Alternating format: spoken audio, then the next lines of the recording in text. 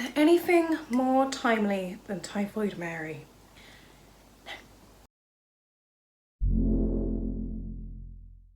Hi, my name is Natasha, this is FEO History, and today we're going to be talking about Typhoid Mary. Ooh.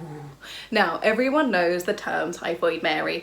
Particularly in the last couple of months, it's been used as shorthand for super spreaders far and wide. And even before then, it's just been part of our day-to-day language. And that's because the story of Typhoid Mary is the epitome of what happens when someone stops being a person and is instead remembered by history as a myth. Mary Malone stopped being Mary Malone decades ago and became Typhoid Mary. And that's not only crap for Mary, but it's also really, really bad for us because it means that we're missing out on so many details of her story because we just get fed this myth. So let's rectify that today and talk about 5 things you probably didn't know about Typhoid Mary. Well, not to begin with. Let me explain. Now, in 1906, a New York banker called Charles Henry Warren hired a sanitary engineer, George Soper, to come and investigate why the people at Warren's summer house in Oyster Bay were getting sick with typhoid fever. Soper came and he investigated and he came up empty-handed. So he went into full Sherlock mode, donned his deerstalker and deduced it had to be a human carrier who was no longer in the house. And Soper thought he knew the culprit. Writing. The family changed cooks on August 4th. This was about 3 weeks before the typhoid epidemic broke out. The new cook remained in the family only a short time and left about 3 weeks after the outbreak occurred.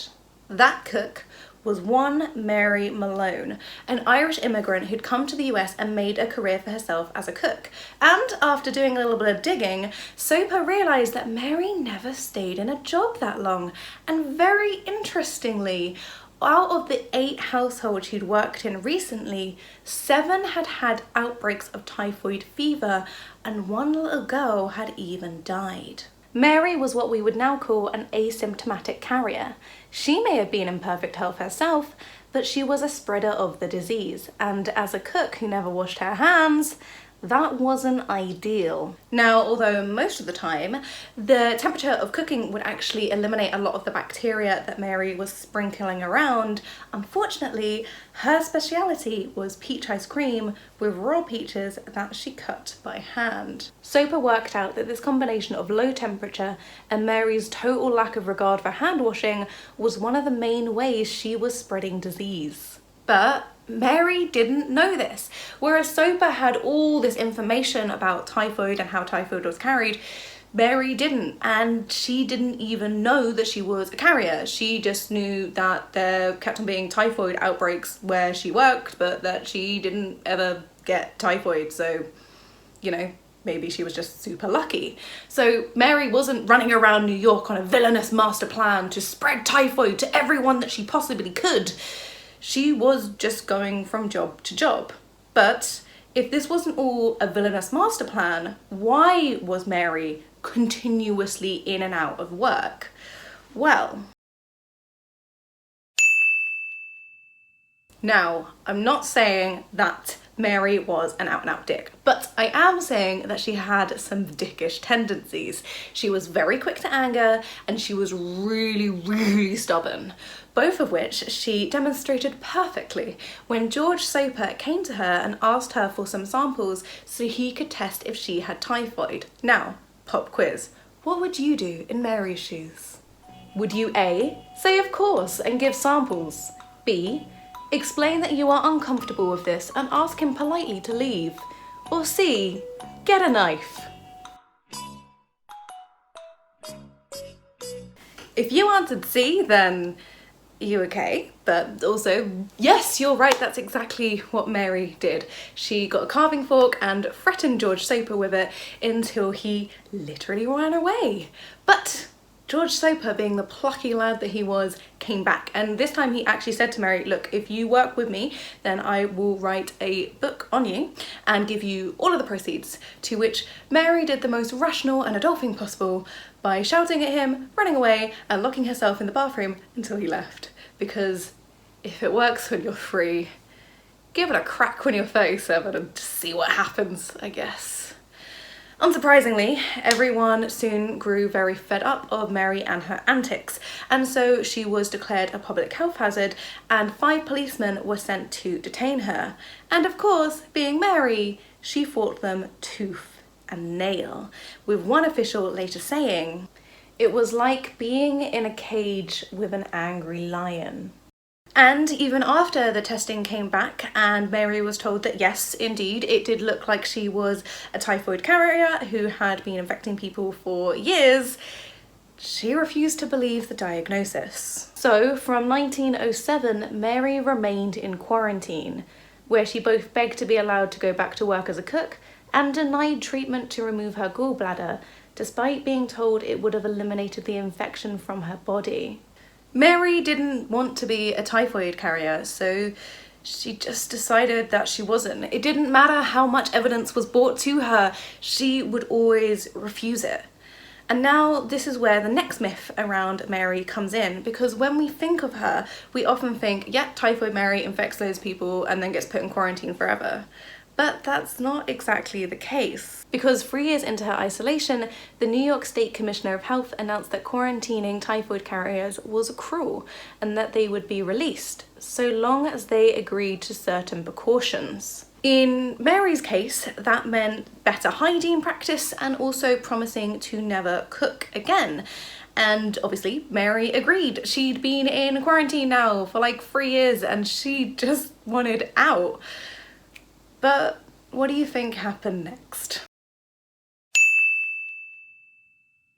Now, as many of us know, if you're told to quarantine or make major lifestyle changes, the majority of people will do that because it's good for their own health, but it's also good for the health and safety of others. And yes, does it suck? Does it have a huge impact on your life? Of course it does. But at the end of the day, logic and empathy will always win. But that is the majority. There will always be a small minority of people who just are not having that. And unsurprisingly at this point, that's the camp that Mary fell into. And yes, we know that those people are the worst, but in Mary's case, it's a little bit understandable at least. These weren't just life changes that she was going to have to make for a while. They were going to be for the rest of her life. And she tried it at first. She worked as a laundress, among other things, but at the end of the day, she really missed the better pay that came with being a cook and the fact that cooking was something she loved to do. Not only that, but she felt persecuted. The press had dubbed her Typhoid Mary, and cartoons depicting her spewing death into her cooking were all over the place.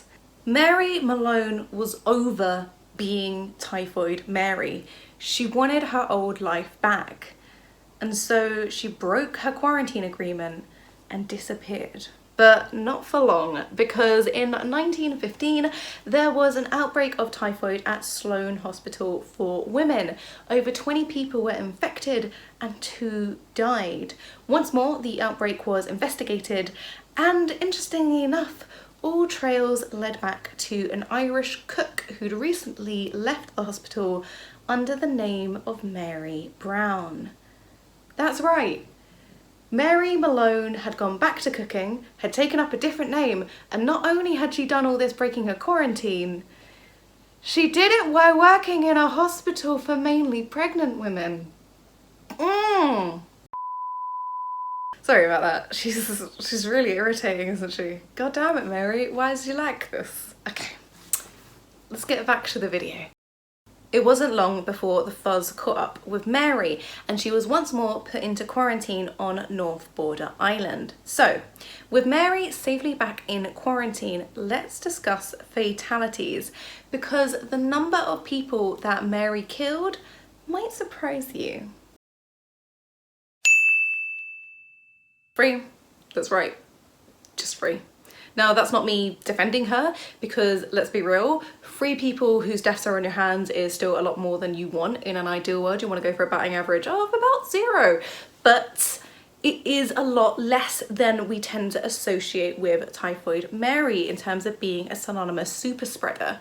In fact, she wasn't even the most prolific disease spreader of her time. In New York, around the same time as Typhoid Mary, actually just a little bit after her, there was a guy called Tony Labella who infected over 100 people and directly caused the death of 5.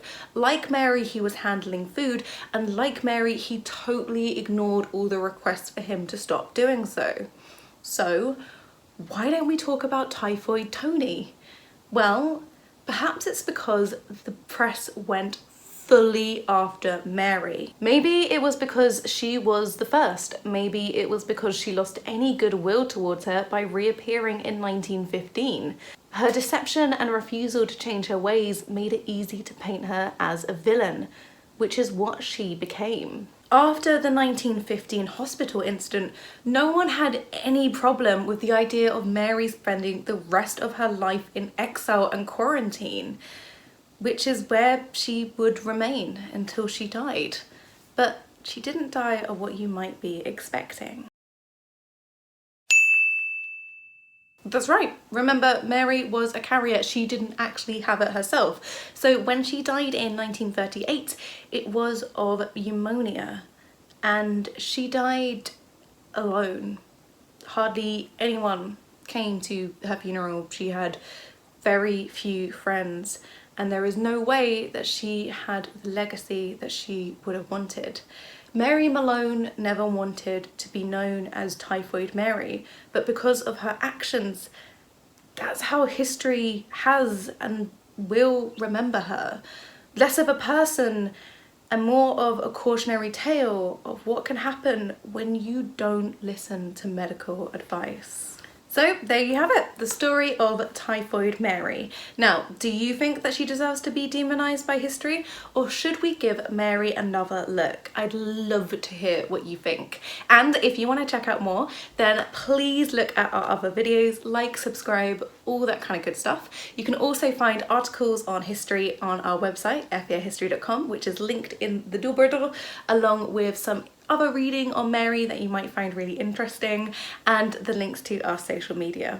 Until then, see you next time. Bye!